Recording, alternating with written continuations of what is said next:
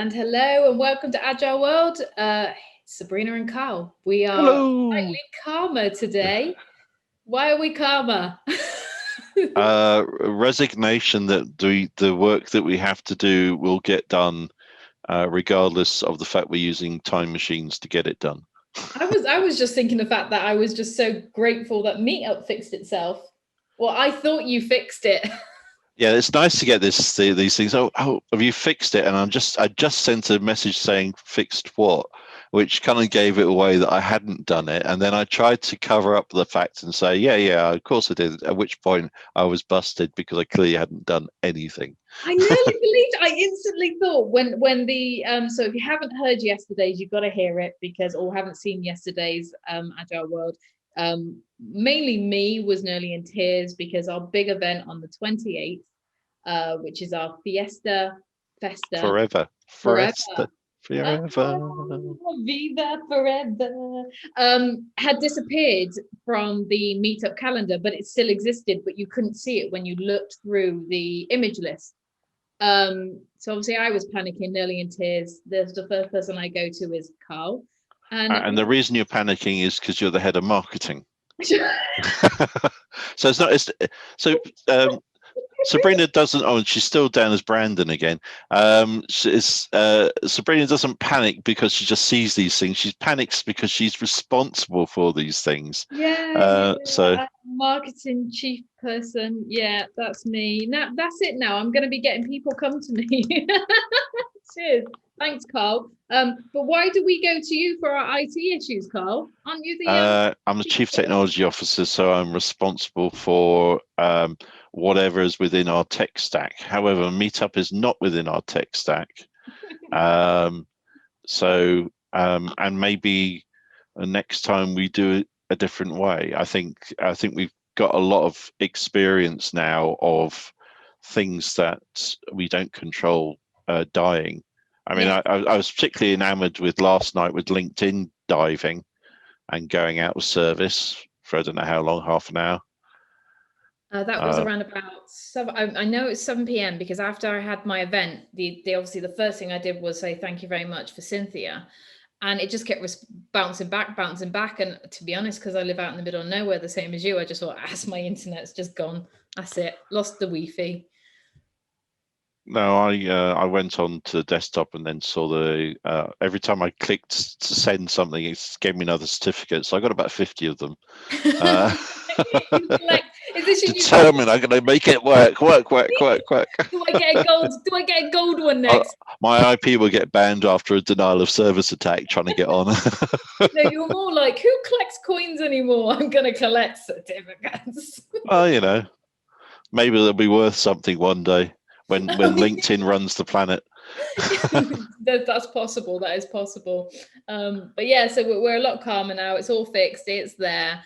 So when you click on the link, please sign up. There's lots of spaces there to come and join us. We can fit over 600 people there. It's obviously on lots of different platforms. So just come and join us. It's now on the front page of the website. So there's actually 2 events on the front page of the website now.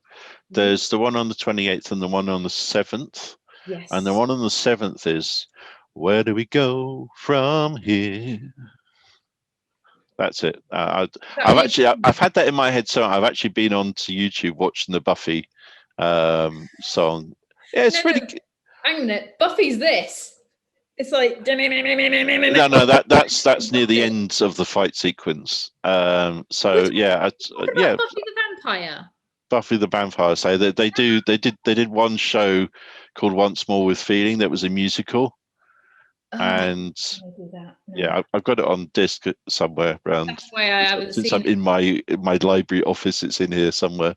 Me and my mum used to watch Buffy the Vampire, and when the opening sequence came on, we both would look at each other, and that was it. It's the head banging, shaking. So I think maybe you should classify that as Buffy the Vampire Slayer, because anyone who doesn't know who she was will just go, why would you watch a program about a vampire called Buffy? No, Buffy the Vampire Slayer. She slayed vampires very much. She was a teenager who destroyed all the evil that was around. It's everything we wanted to be. You know, we all wanted to go back to our school in the middle of the night and then just kick the living life out of vampires. You know, and then Twilight came out, and apparently vampires are good looking and pretty boys, you know? Nah.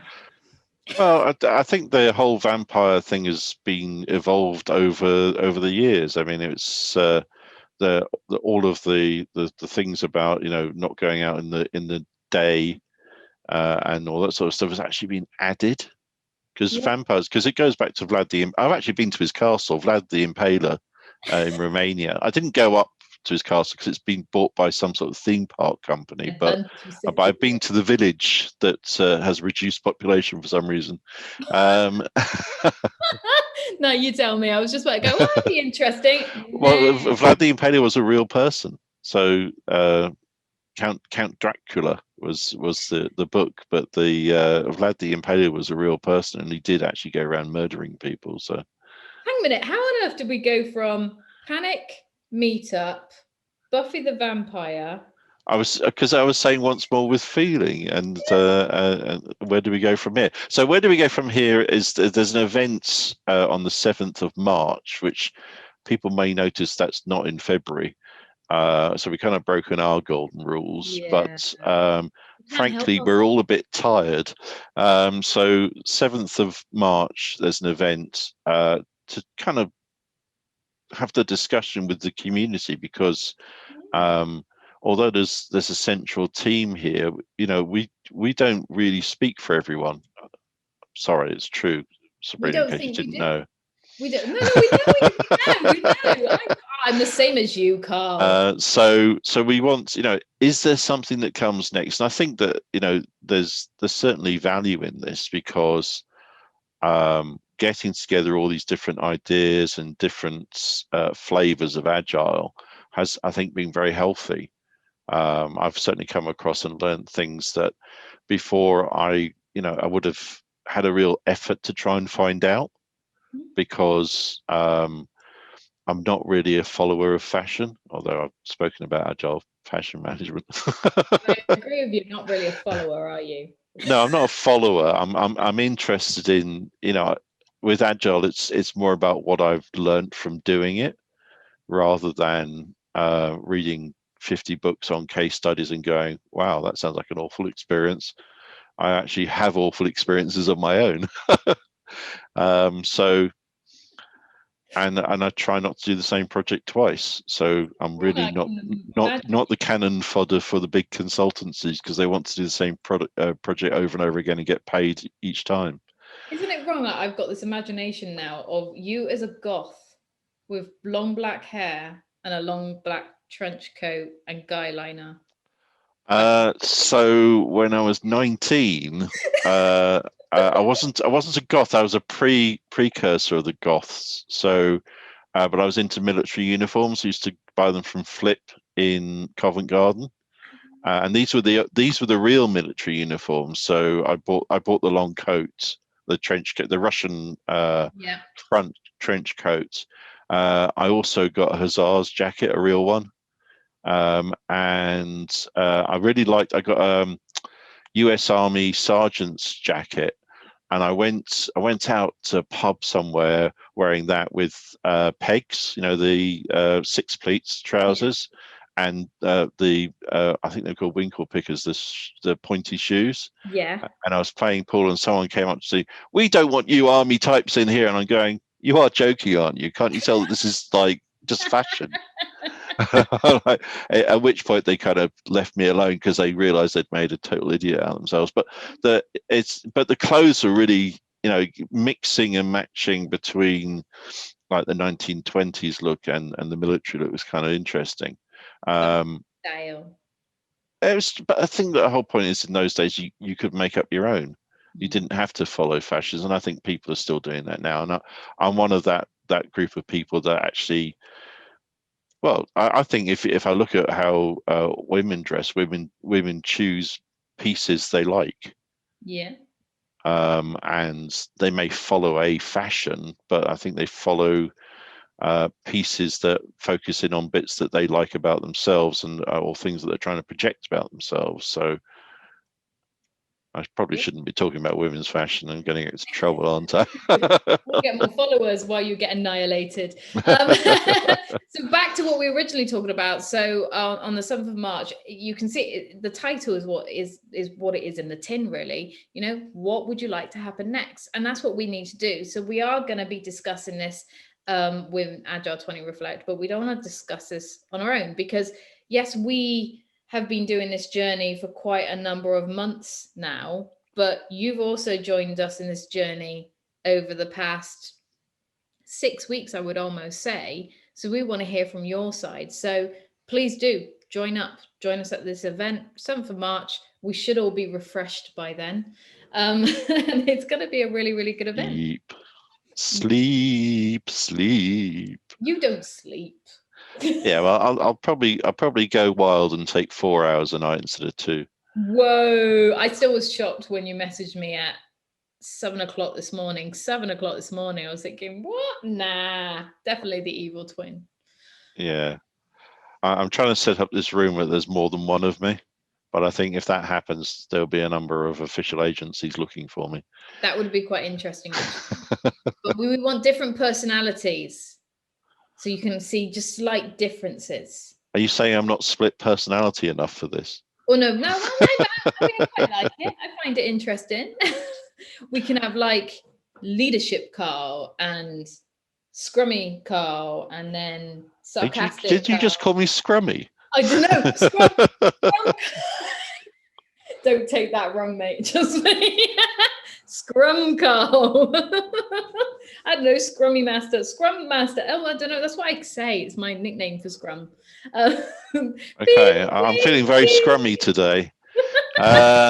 Let's go to the calendar. Let's go to the calendar before Sabrina buries or creates too many new determinations for online. New profile look up for Carl Smith, youngish at heart, laughs out loud a lot, is scrummish. Do you know what? If we had to create a blooper reel, I think I could actually fill it. I could fill it for everything I do. I'm tired. I've got a caveat. Okay. I've been up since 5. Right. So we were having a good perusal through the calendar because there's still events. There's loads and loads of events still, which is really good because we're still getting them coming in. We have surpassed 800 events, which is so cool. And I know that we shouldn't be focused on the high number. We should be focused on the quality. But yeah, we've got 800 events. So it's astonishing. And I would say we've not done a huge amount of advertising to get those 800 events. What we have done is my job. I'm just saying, Marina, maybe not Marina. My brain's had it. Sabrina. Oh, I like that. Barina. Let me just change it. I'm gonna be in trouble now. I'm just saying that we didn't spend much money on advertising until we got events, and then we advertised the events because that's what we're trying to do, is act as a amplification platform for the organizers, not for ourselves. So I think good. We've not actually spent that much money. That is from our donors as well in advertising. We haven't had to because we've had so many people supporting us and following us and actually sharing, all these events and sharing our posts and chatting on our posts, leaving comments, liking and everything, that actually, it's been great. It's been absolutely amazing. Yeah, no, we won't steal Brandon's thunder, but there's some amazing data from the engagements that we've got. So that will be coming out in on the 28th in the event then, in the Fiesta. I just keep thinking that. Well, someone had to do it. I was going to wonder if it was going to be me, but I can't manage that level of cultural appropriation. Andale, arriba. So there's okay. A few Are you the fastest mouse in all Mexico? We've not even got it as a Mexican theme. Speedy Gonzalez. Who not knows who Speedy Gonzalez is? Of course I know Speedy Gonzalez. I'm not that young, I didn't want to say. Maybe a few more months, and I might think after the lack of sleep, that beauty trick, which I'm not doing, but there's a beauty trick where you can put sellotape. All right, okay. I'm doing the high ponytail. That I thought you just like back. re-moisturize by sticking your face in a bucket or something. Yeah, or a cold bucket of ice. That is the Swedish thing. Oh, Shelby's calling me. Hang on a minute, 2 seconds. Hi. Does she know we're like on air? You're live on Agile World. Are you free in about 30 minutes or 15? Oh, bye. So it's a big shout out from Shelby. So we'll put her in the description that Shelby called in. Yes, Shelby dropped in. Cheers, Shelbs. Maybe we should turn this into a live talk radio show.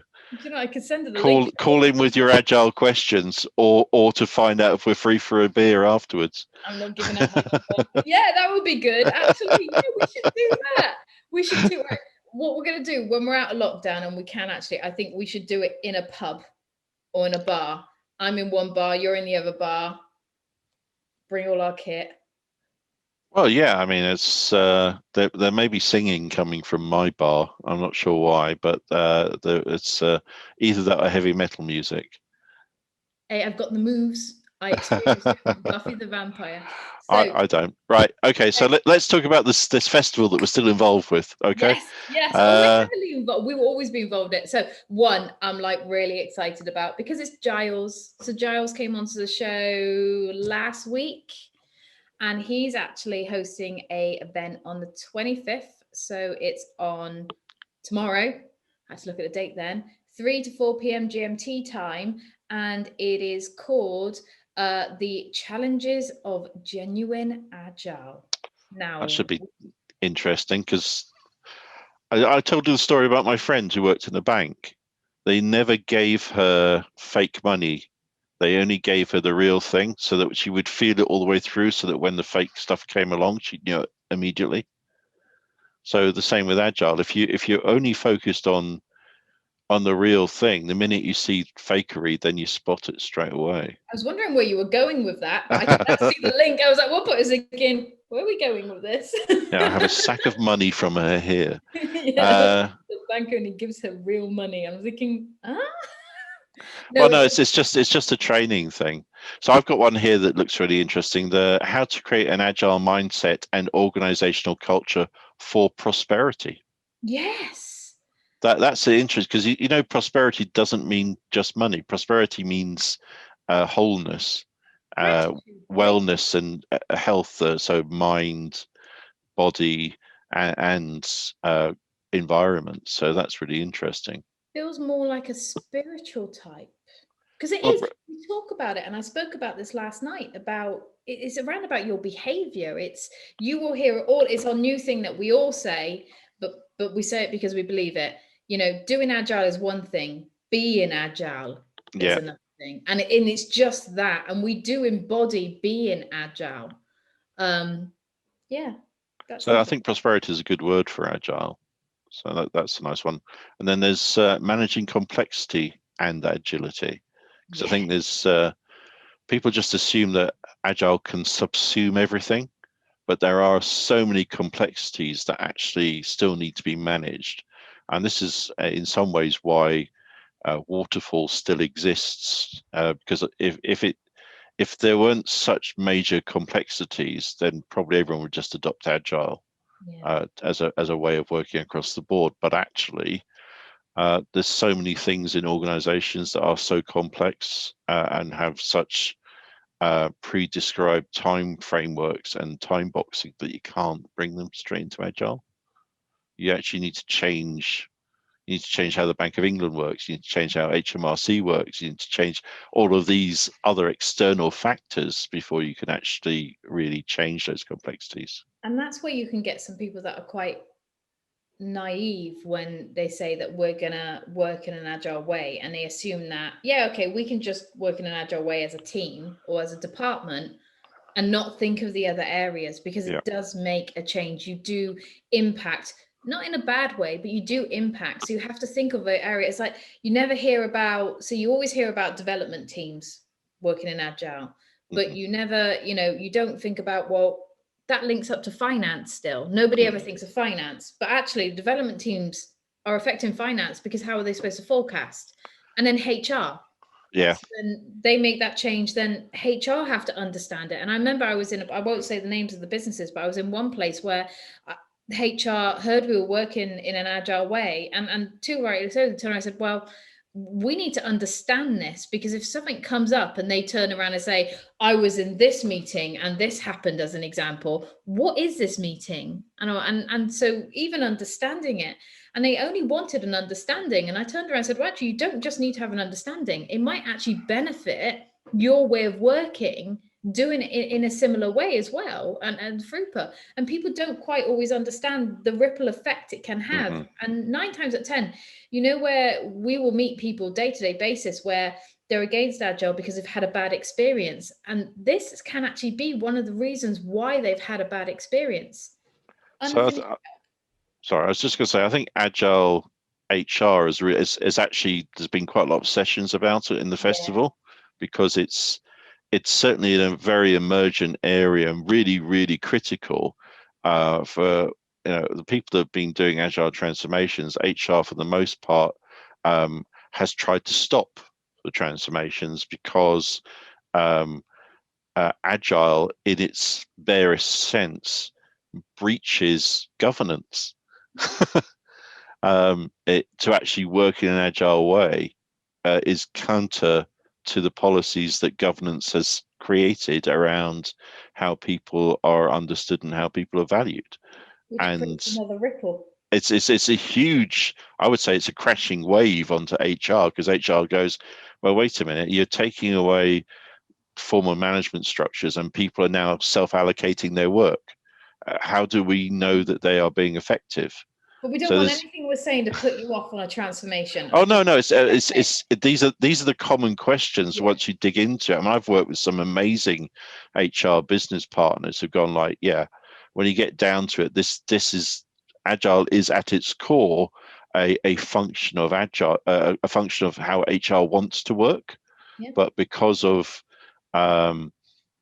years of subsuming HR functions into complex organizational structures, we can't really do this stuff. But Agile actually affords us a way to do it. Do you know, this conversation just reminded me of something. There was a recruiter I used to speak to quite regularly about certain work for me, or if there's any, there was jobs that I wasn't available for, could I recommend anything? And I used to have a conversation with him to double check if he actually understood some of these jobs. And I actually said to him as a laugh, I said, do you know what, you're recruiting a lot of these Scrum Masters. Do you know what would actually benefit you is actually take a Scrum Master course. Yeah. And he did. And actually what he ended up doing was, not only did he take a Scrum Master course, which meant he understood the role so much better, he decided to start moving an Agile framework into recruitment within his department and within his teams. And instead of us talking to each other on like a business sense, where you used to ring me up and go, are you available for this? Or what do you think of this, Sabrina? It turned into a regular call where we'd be going, I'm implementing this. What do you think? And then it came to like an advisory thing going, oh, I've tried to do this and it's not working. Or what do you think? And it was a recruiter.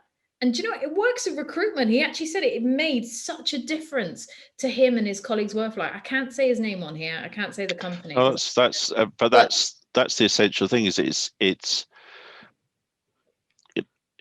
there are so many complexities around how people work that are impositions and things you must do. And what Agile does is it doesn't remove them. What it does is it pushes them back to frameworks and guide rails. So, a lot of business prescribes how to get there. What Agile says is just get there. Now, we have professional standards and professional ways of behaving to get there, so that we don't steamroller our colleagues and we're not horrible to each other and use underhanded methodologies to get there. But actually, for everything that needs to be done, there's hundreds of solutions. There's not just one. Do you know what else I love about Agile 20 Reflect? Is the fact is we are just going through the calendar and it's creating this conversation. And that's just with us.